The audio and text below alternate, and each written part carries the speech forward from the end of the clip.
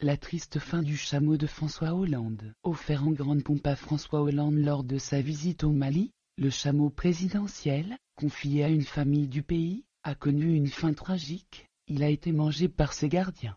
Le Conseil des ministres est en deuil depuis l'annonce de la triste nouvelle. François Hollande a perdu son chameau malien.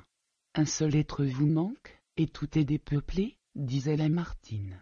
Peut-être le chef de l'État a-t-il versé une larme sur le sort du fier camélidé? En tout cas, la relation entre président de la République et son cadeau, offert lors de sa dernière visite au Mali, a souvent été tumultueuse.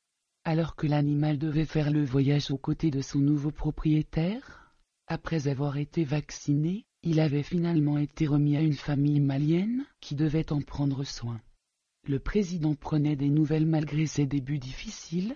L'animal n'ayant cessé de hurler à l'approche de François Hollande, le Corrézien tenait à avoir régulièrement des nouvelles de son chameau.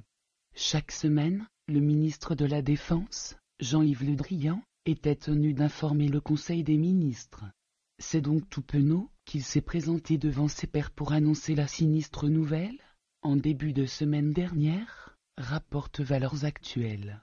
Le chameau a été mangé, comble de l'horreur. Ce symbole d'amitié entre la France et le Mali a tout bonnement été mangé.